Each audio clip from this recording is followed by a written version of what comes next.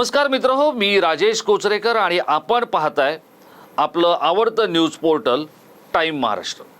तर या उद्धव ठाकरेंनी काय सांगितलं की आता ज्यांच्या समोर 31 डिसेंबर पर्यंत अपात्रतेची टांगती तलवार आहे त्यांनी राजीनामे दिलेत आणि जर राजीनामेच द्यायचे असतील तर महाराष्ट्रातल्या सगळ्या खासदारांनी आणि मंत्र्यांनी, म्हणजे मग त्यांनी सांगितलं भारती पाटील असतील, रावसाहेब दानवे असतील, कपिल पाटील असतील, पियुष गोयल असतील, यांनी राजीनामे द्या म्हणे। आता उद्धव ठाकरे सांगतायत हे राजीनामे द्या म्हणून की ज्यांनी 2014 ते 2019 या काळामध्ये आपल्या मंत्र्यांच्या वरच्या खिशात म्हणजे जॅकेटमध्ये राजीनामे ठेवले होते, पण ते 5 वर्षात ते त्यांना काही त्यांनी देऊ दिले नाही। ते राजीनामा ऊन पाऊस वारा याच्यामध्ये भिजून गेले, पण ते काही राजीनामे दिले नाही। ते उद्धव ठाकरे आता सांगतायत की या मंत्र्यांनी राजीनामे द्यायला हवे, म्हणजे आपण सत्तेवर नसलो की मग समोरच्यांनी राजीनामे द्यायला हवे। चला आता ते त्याच्यात त्यांचं पुढचं म्हणणं असं आहे की संसदेचं अधिवेशन बोलवा आणि हा प्रश्न निकाली काढा। तर संसदेचं अधिवेशन बोलवून हा प्रश्न निकाली निघणार आहे का, तर त्याचंही उत्तर आपण तपासून बघितलं पाहिजे। आणि सोमवारी क्युरेटिव्ह पिटिशन दाखल करण्याचा किंवा क्युरेटिव्ह पिटिशन घेऊन सुप्रीम कोर्टात जाण्याचा मार्ग मोकळा आहे असं मुख्यमंत्री एकनाथ शिंदे यांनी सांगितलंय। आता आजच्या घडीची सगळ्यात आणखी एक मोठी डेव्हलपमेंट किंवा बातमी काय आहे, तर या मनोज जरांगे पाटील यांच्याशी मुख्यमंत्री एकनाथ शिंदे यांनी 24 मिनिटं चर्चा केली असं सांगितलं जातंय आणि त्याला दुजोराही मिळाला। स्वतः जरांगे पाटीलही म्हणाले की हो माझ्याशी मुख्यमंत्री बोलले वगैरे, हे सगळं एक झालं। आता त्यांना पाणी प्यायला भाग पाडलं का, तर ते पाणी पिण्यासाठी तिथे एखादी मोठी महनीय व्यक्ती असायला हवी म्हणून तिथे शाहू छत्रपती महाराज गेले का, हाही एक संशोधनाचा किंवा बातमीचा आणि निरीक्षणाचा विषय आहे। पण आता ही जी क्युरेटिव्ह पिटिशन आहे, या क्युरेटिव्ह पिटिशनच्या बाबतीत जर आपण बोलायचं झालं किंवा जर बघायचं झालं तर क्युरेटिव्ह पिटिशन ही का दाखल केली जाते ते आधी आपण समजून घेतलं पाहिजे। आता जे काही न्यायालयीन तज्ञ किंवा न्यायालय ज्यांना कळतं त्यांच्या म्हणण्यानुसार क्युरेटिव्ह पिटिशनमध्ये 99% हा प्रश्न सुटणार नाही। आता क्युरेटिव्ह पिटिशन म्हणजे निर्णय देताना न्यायालयांनी एखादा कायदा किंवा एखादी कायद्यातली एखादं कलम हे चुकीच्या पद्धतीने लावलंय आणि म्हणून हा निर्णय आला असं आहे का, तर तसं काही या बाबतीमध्ये दिसत नाहीये। याचं कारण काय, तर 90च्या दशकामध्ये न्यायमूर्ती इंदिरा साहनी यांच्या 9 न्यायमूर्तींच्या पीठाने असं म्हटलं होतं की 50% पेक्षा आरक्षण अधिक देता येणार नाही।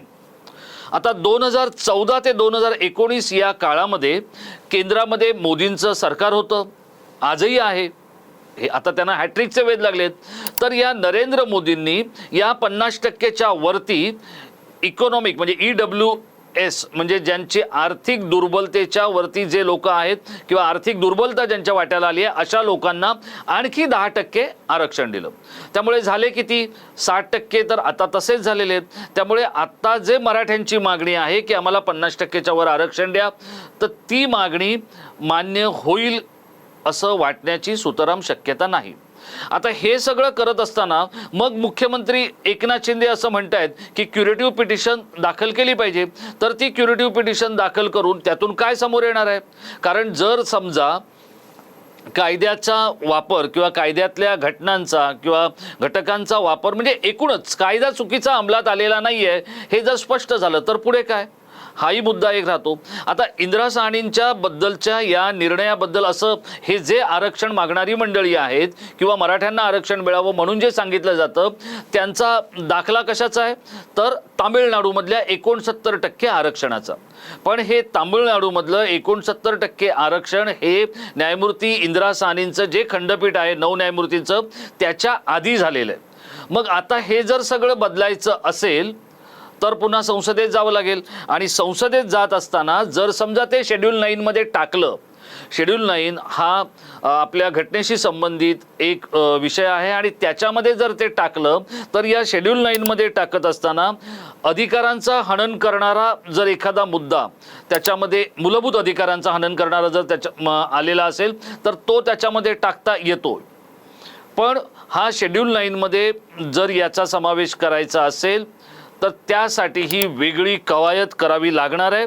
आणि मग ती कवायत काय असणार आहे, तर ती कवायत अशी असणार आहे की सुप्रीम कोर्टाला म्हणजे सर्वोच्च न्यायालयाला 11 किंवा 13 न्यायमूर्तींच्या समोर हा विषय घेऊन जावा लागणार आहे.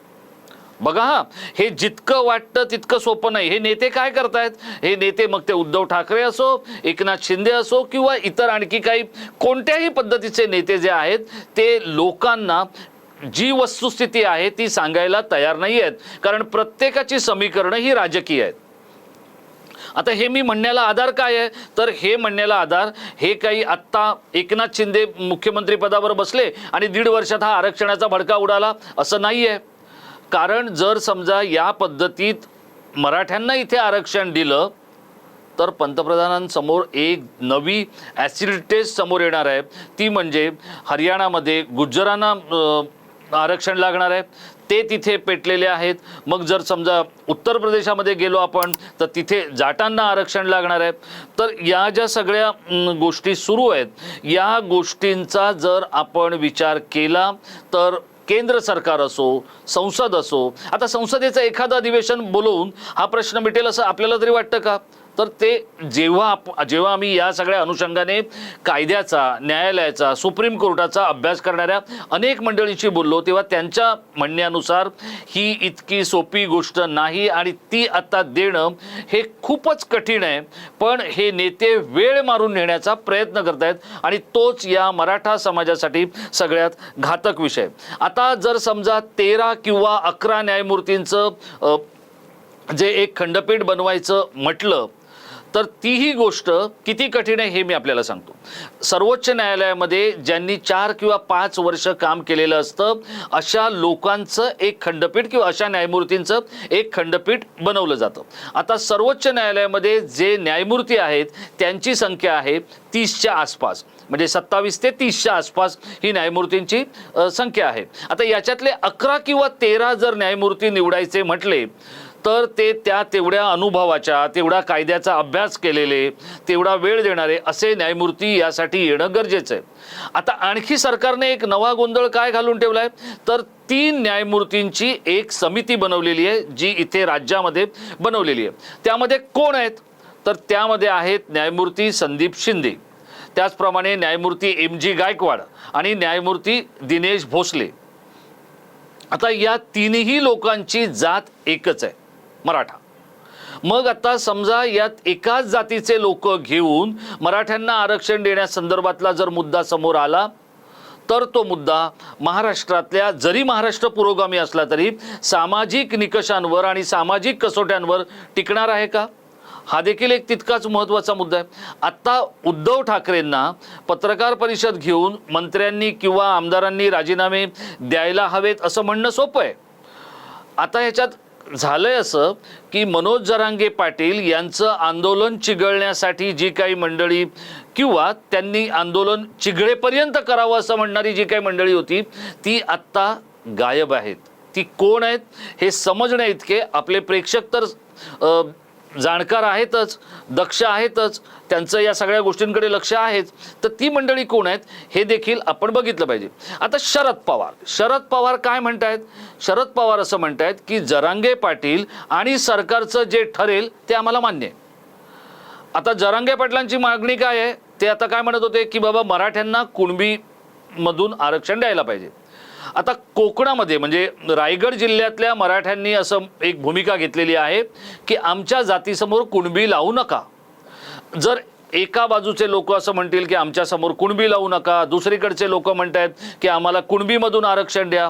पण एक मी आपल्याला सांगतो, नामांतराचा प्रश्न असो किंवा धार्मिक तेढ असो किंवा इतर कोणताही प्रश्न महाराष्ट्रात आजपर्यंत चिघळला तो कुठून चिघळलाय हे देखील आपण नीट बघितलं पाहिजे.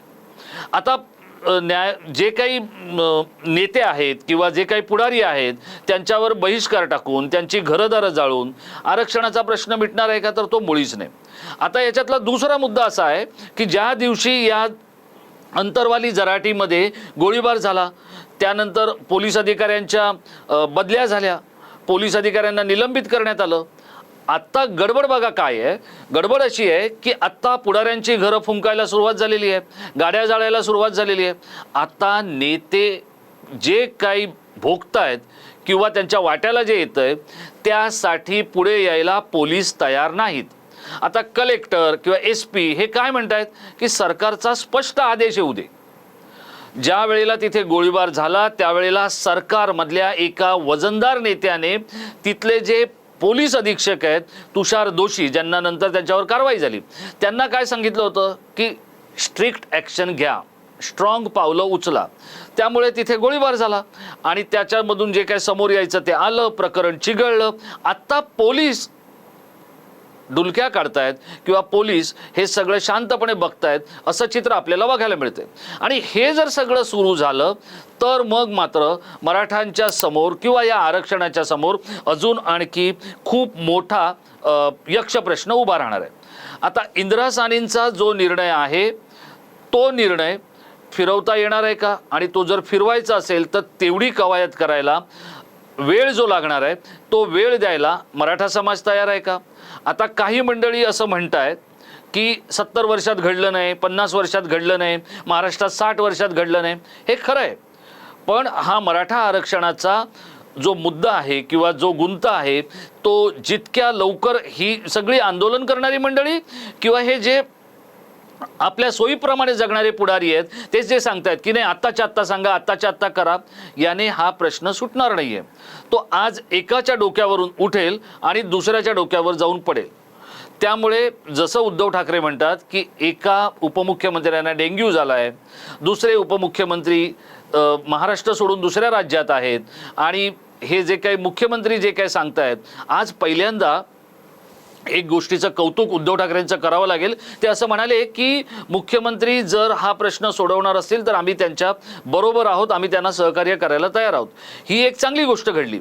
पण मी आपल्याला हा व्हिडिओ संपवता एक गोष्ट सांगतो. आज उद्धव ठाकरे जे बोलत आहेत, या उद्धव ठाकरेंचे वडील आहेत स्वर्गीय बाळासाहेब ठाकरे. बाळासाहेब ठाकरेंचं महात्म्य किंवा त्यांचं मोठेपण कशात होतं तर ते एखादी गोष्ट चिघळल्यानंतर ती नियंत्रित करू शकत होते आणि म्हणून ते या महाराष्ट्राचे महानेते होते. मग ती धार्मिक दंगल असू द्या किंवा एखाद्या अभिनेत्याच्या मागे उभं राहण्याची, तो वादग्रस्त असला तरी उभं राहण्याची त्यांची तयारी असू द्या, या सगळ्यावरती त्यांचा जो कार्यकर्ता, त्यांचा जो शिवसैनिक रस्त्यावर उतरायचा त्याच्यावर पूर्ण नियंत्रण बाळासाहेब ठाकरे यांचं होतं.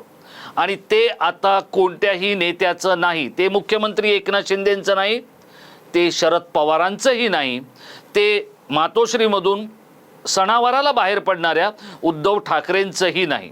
आणि त्यामुळे बाळासाहेब ठाकरे हे महानेते होते आणि त्यामुळे असा महानेता आता आपल्यामध्ये नसल्यामुळे हे आंदोलन चिघळतंय. गावोगावच्या पुढाऱ्यांची घरं जाळली जात आहेत, गाड्या फुंकल्या जात आहेत आणि प्रश्न हा जिथल्या तिथेच राहणार आहे. त्यामुळे क्युरेटिव्ह पिटिशन असू द्या किंवा रिव्ह्यू ॲप्लिकेशन असू द्या, रिव्ह्यू ॲप्लिकेशनमध्ये सुद्धा आत्ता जाण्यात काही मतलब नाही. याचं कारण असं आहे रिव्ह्यू आपला करून झालेला आहे आणि त्यामुळे जे रिव्ह्यू घेतला जातो तो एवढ्यासाठीच घेतला जातो की दिलेला निर्णय योग्य आहे की अयोग्य आहे हे तपासलं जातं. आणि क्युरेटिव्ह पिटिशनमध्ये लावलेला कायदा हा त्याला योग्य आहे अयोग्य आहे, तोच नेमका कायदा लावला आहे की नाही, तीच गोष्ट घडली की नाही हे बघितलं जातं. त्यामुळे सोमवारी जे मुख्यमंत्री एकनाथ शिंदे सांगत होते क्युरेटिव्ह पिटिशनने प्रश्न सुटेल, तर तो सुटणार नाही. आणि आज मंगळवारी माजी मुख्यमंत्री उद्धव ठाकरे म्हणत आहेत की राजीनामा एका दोघांनी नाही 48 खासदारांनी राजीनामा द्या आणि मोदींवर प्रेशर आणा. तर तेही शक्य नाही आहे, कारण मोदींना एकटा महाराष्ट्र बघून उत्तर प्रदेश, हरियाणा किंवा तामिळनाडू किंवा देशातला इतर कोणताही भाग निवडणुकीच्या 6 महिने आधी खदखदवायचा नाही आहे किंवा असंतुष्ट आणि असंतोषही तिथे उफाळून आणायचा नाही आहे. त्यामुळे आत्ता हा मराठा आरक्षणाचा विषय इतक्या नाट्यमय आणि टोकदार वळणावर जाऊन ठेपलेला आहे की जर तो विषय आपल्या हातून गेला तर पक्ष आणि नेता कुठलाही असो त्याच्यासाठी ही खाई की लढाई इतकंच या मराठा आरक्षणाच्या प्रश्नाचं आता होऊन राहिलंय। आणि या सगळ्यामधून आता नेमके मुख्यमंत्री एकनाथ शिंदे आणि या राज्यातले नेते कशी वाट काढणार हे आपल्याला बघायचंय। त्यामुळे आपल्याला काय वाटतंय, जे सर्वोच्च न्यायालयाचे इतर तपशील मी आपल्याला सांगितले ते आणि आरक्षणाचा गुंता हा झट मंगनी पट शादी अशा पद्धतीत सुटेल का? इन्स्टंट त्यावर काही जर उपाय केला किंवा लगबगीने काही उपाय केला तर तो फायदेशीर असेल का? आणि मनोज जरांगे पाटील यांच्याबरोबर मुख्यमंत्र्यांनी केलेल्या चर्चेनंतर त्यांनी आज पाणी पिण्याचा निर्णय जो घेतलेला आहे, अशाच पद्धतीत आणखी काही चांगले निर्णय घेऊन जरांगे पाटील यांनी सरकारला सहकार्य करणं हे आपल्याला गरजेचं वाटतंय काय? राज्यभरात पसरलेला आगडोंब आता जर संपवायचा असेल तर आपल्या समोर नेमका काय पर्याय आहे? आपण आमच्या इनबॉक्समध्ये व्यक्त व्हा। हा व्हिडिओ आपल्याला कसा वाटला तेही आपण आम्हाला कळवा। हे खरंच नेते वास्तव एक आहे आणि ते बोलतायत वेगळं, म्हणजे वास्तव आणि वक्तृत्व याच्यामध्ये त्यांनी फरक केला आहे काय? आपण व्यक्त व्हा आणि हा व्हिडिओ आपण शेवटपर्यंत पाहिला त्याबद्दल आपल्याला खूप खूप धन्यवाद। मित्रहो, असेच काही व्हिडिओ पाहण्यासाठी आपण टाइम महाराष्ट्राला आवर्जून सबस्क्राईब करा।